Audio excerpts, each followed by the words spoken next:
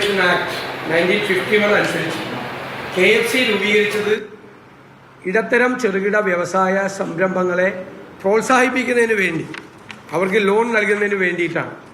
സംസ്ഥാനത്തെ MSME അടക്കമുള്ള വ്യവസായങ്ങൾക്ക് വായ്പ നൽകാൻ രൂപീകരിച്ച ഈ സ്ഥാപനം 26/4/2018 അനിൽ അംബാനിയുടെ RCFL, അതായത് റിലയൻസ് കമേഴ്സ്യൽ ഫിനാൻസ് ലിമിറ്റഡ് എന്ന സ്ഥാപനത്തിൽ 60,80,00,000 രൂപ നിക്ഷേപിച്ചു. Reliance commercial finance limited RCFL 19/4/2018 നടന്ന KFCയുടെ ഒരു മാനേജ്മെന്റ് കമ്മിറ്റി തീരുമാനപ്രകാരമാണ് ഈ പണം നിക്ഷേപിച്ചത്.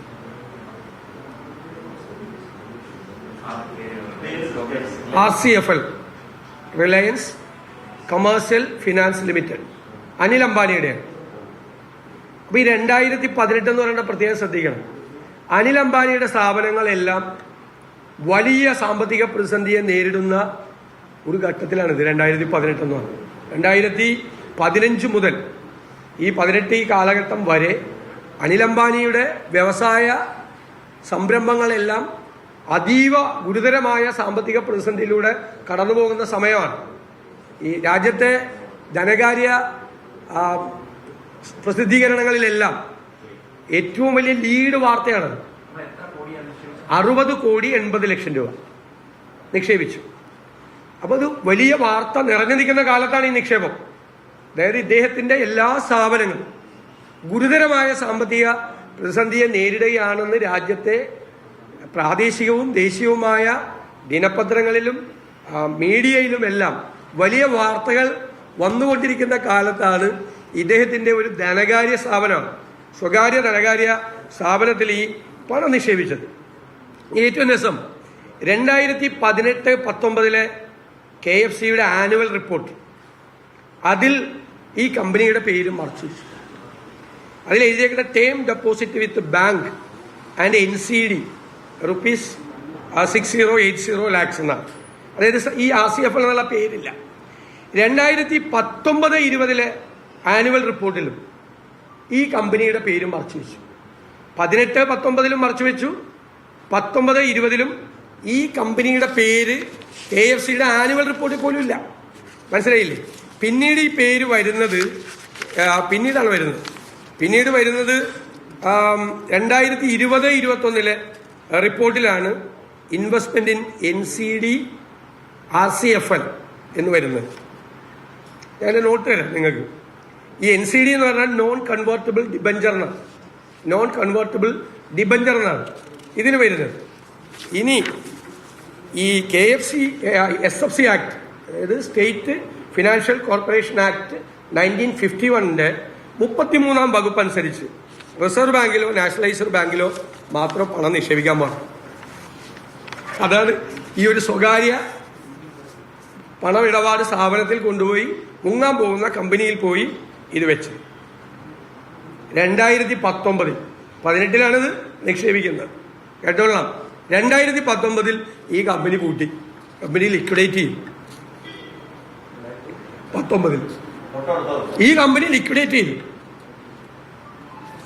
ലിക്വിഡേഷന്റെ ഭാഗമായിട്ട് പൈസ കിട്ടിയില്ല എന്ന് പറയാൻ പറ്റില്ല. 7,09,00,000 രൂപ കിട്ടും.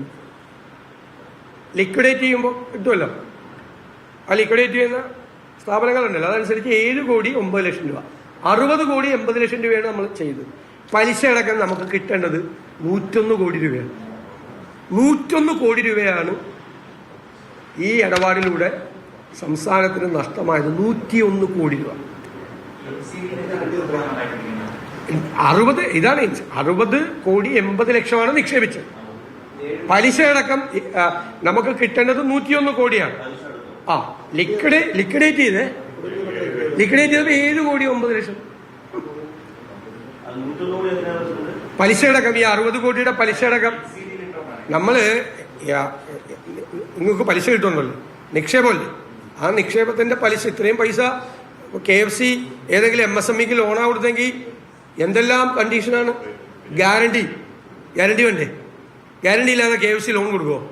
ഗ്യാരണ്ടി ഉണ്ടാവും, പലിശ നല്ല പലിശയാണ്, നല്ല പലിശയ്ക്ക് പണം ഇങ്ങോട്ട് കിട്ടും. പൈസ അടച്ചില്ലെങ്കിൽ അത് KFC ജപ്തി അല്ലേ, അതിനല്ലേ KFCയുടെ ഫണ്ട്. ഇത് ഒരു ഗ്യാരണ്ടി ഇല്ലാതെ ഈ പണം അവിടെ നിക്ഷേപിച്ചു. 101 കോടി, 7,09,00,000. ആ അല്ല, അത് കൂടാതെ പലിശ ഉൾപ്പെടെ നമുക്ക് നഷ്ടപ്പെട്ടതാണ് 101 കോടി. മറ്റേതുകൂടി നമുക്ക് കിട്ടണ്ടായിരുന്നു, 7 ചില്ലാൻ കോടി കൂടി കിട്ടണ്ടായിരുന്നു. നമുക്ക് നഷ്ടം 101 കോടിയുണ്ട്, 94 101 കോടി രൂപയുടെ നഷ്ടം 2018 നിക്ഷേപിച്ചു, 19 ഇത് ലിക്വിഡേറ്റ് ചെയ്ത് കമ്പനി. അത് കഴിഞ്ഞ് അതിൻ്റെ ഒരു പ്രോസസ്സ് ഉണ്ടല്ലോ, ആ പ്രോസസ്സ് കുറച്ച് കഴിഞ്ഞിട്ടാണ് ഈ 7 കോടി രൂപ കിട്ടിയത്, നമുക്ക് കിട്ടിയത്. ഇനി ഇത് സംസ്ഥാനത്തെ ഇടത്തരം ചെറുകിട സംരംഭങ്ങൾക്ക് ലഭിക്കേണ്ട ഫണ്ടാണ്. മുങ്ങാൻ പോകുന്ന വൻകിട കോർപ്പറേറ്റ് സ്ഥാപനത്തിന് നൽകിയത് ഗുരുതരമായ കുറ്റവും ഗുരുതരമായ അഴിമതിയാണ്. പണം മേടിച്ചിട്ടാണ് ഇത് ചെയ്തിരിക്കുന്നത്. അല്ല, ആരെങ്കിലും കൊണ്ട് ഈ കമ്പനിയിൽ നിക്ഷേപിക്കുക, ആരെങ്കിലും കൊണ്ട് ഈ കമ്പനിയിൽ നിക്ഷേപിക്കുക. ഞാനതാണ് നിങ്ങളോട് പറഞ്ഞത്. നിങ്ങൾ 2018 ദേശീയ മാധ്യമങ്ങൾ ഉൾപ്പെടെ എടുത്ത് നോക്കിയാൽ നമുക്ക് എല്ലാവർക്കും അറിയാമല്ലേ, അനിൽ അംബാനി വലിയ ക്രൈസിസിലായിരുന്നു. അനിൽ അംബാനിയുടെ മൊത്തം സ്ഥാപനങ്ങൾ വലിയ ക്രൈസിസിൽ നിൽക്കുമ്പോഴാണ് അയാളൊരു ധനകാര്യ സ്ഥാപനത്തിൽ കൊണ്ടുപോയി പണം നിക്ഷേപിക്കുന്നത്. നമ്മൾ പണം നിക്ഷേപിക്കുമ്പോൾ പണം നിക്ഷേപിക്കുന്ന ധനകാര്യ സ്ഥാപനത്തിന്റെ ക്രെഡിബിലിറ്റി എന്താണെന്ന് ഒരു അന്വേഷണം നടത്തണ്ടേ? വിശ്വാസ്യത എന്താണ്? അവരുടെ സ്റ്റേച്ചർ എന്താണ്? ഇപ്പോൾ അവരുടെ ഫിനാൻഷ്യൽ സ്റ്റേറ്റസ് എന്താണ്? എത്ര സ്ട്രോങ് കമ്പനിയാണ് എന്ന് പരിശോധിച്ചിട്ടല്ലേ? ആരാ പരിശോധിക്കേണ്ടത്? ഇതൊന്നും പരിശോധിക്കാതെ വലിയ തുക കമ്മീഷനായി വാങ്ങിച്ചിട്ടാണ് ഭരണ നേതൃത്വത്തിന്റെ അറിവോടുകൂടി ചില ഉദ്യോഗസ്ഥന്മാരെല്ലാം കൂടി ചെയ്തിരിക്കുന്നതാണ്. ലിക്വിഡേറ്റ് ആകാൻ പോകുന്ന സ്ഥാപനമാണെന്ന് അറിഞ്ഞുകൊണ്ട് തന്നെയാണ് ചെയ്തിരിക്കുന്നത്. അറിഞ്ഞുകൊണ്ട് തന്നെ ഇത്രയും പണം നിക്ഷേപിച്ചു, കമ്മീഷൻ വാങ്ങിയിട്ടാണ്. ഇനി 11ാം നിയമസഭാ സമ്മേളനത്തിൽ ഞങ്ങളുടെ കയ്യിൽ കിട്ടിയിട്ട് കുറച്ചാളെ ഞങ്ങൾ നോക്കുമായിരുന്നു. നമ്മളൊരു കാര്യം പറയുന്നതിന് മുമ്പ് പരിശോധിക്കണ്ടേ? ഞങ്ങൾ നിയമസഭയിൽ ചോദിച്ചു ധനകാര്യമന്ത്രിയോട്, ഇതുവരെ അതിന് മറുപടി കിട്ടിയിട്ടില്ല. ഈ വിഷയത്തിൽ ചോദ്യം ചോദിച്ചിട്ട് എന്താ ധനകാര്യമന്ത്രിക്ക് മറുപടി പറയാൻ വിഷമം? KFCയിൽ ചോദ്യം അയച്ചു കൊടുത്താൽ പോരെ? ധനകാര്യമന്ത്രിയുടെ ഓഫീസിൽ നിന്ന് സാധാരണ വന്നു കഴിഞ്ഞാൽ അസംബ്ലിയിൽ ചോദ്യം വന്നാൽ സ്പീക്കറുടെ ഓഫീസിൽ നിന്ന് ലെജിസ്ലേച്ചറിൽ നിന്ന് അദ്ദേഹത്തിന് പോകും, ധനകാര്യ മന്ത്രാലയത്തിലേക്ക് പോകും. അവിടെ നിന്ന് KFCയിലേക്ക്, തിരുവനന്തപുരത്തല്ലേ KFC, ഫോണ് വിളിച്ചു വെച്ചാൽ കിട്ടുമല്ലോ ഇൻഫർമേഷൻ. ഇതില്ലേ, ഇതുവരെ നിയമസഭയിൽ ഉത്തരം തന്നിട്ടില്ല. അപ്പോൾ റിലയൻസ് കമേഴ്സ്യൽ ഫിനാൻസ് ലിമിറ്റഡുമായി നടത്തിയ ഈ നിക്ഷേപത്തിന്റെ കരാർ രേഖകൾ സർക്കാർ പുറത്തുവിടാൻ തയ്യാറാകണം എന്ന് ആവശ്യപ്പെടുന്നു. ഈ ചെറുകിട ഇടത്തരം സംരംഭങ്ങൾക്ക് 100% ഗ്യാരണ്ടി ഉണ്ട്. 100 യഥാർത്ഥത്തിൽ ഒരു 25 കോടി ഒരു സ്ഥാപനത്തിന് കൊടുക്കണമെങ്കിൽ ഒരു 100 കോടി രൂപയുടെയെങ്കിലും കണ്ടു കഴിഞ്ഞാൽ മാത്രമേ കൊടുക്കുള്ളൂ, ലോൺ കൊടുക്കുള്ളൂ. സേഫ് ആണെന്ന് കണ്ടിട്ട് ഗ്യാരണ്ടി കൂടി വെച്ചിട്ടാണ് കൊടുക്കുന്നത്. ഇത് ഒരു ഗ്യാരണ്ടി ഇല്ലാതെയാണ് ഈ പണം നിക്ഷേപിച്ച് ഇത്രയും പണം നഷ്ടപ്പെടുത്തിയത്. ഇതൊരു അറിയാതെ പറ്റിയ ഒരു അബദ്ധമല്ല. കാരണം അറിയാതെ പറ്റിയ ഒരു അബദ്ധം ആണെങ്കിൽ പോലും ക്ഷമിക്കാൻ പറ്റില്ല.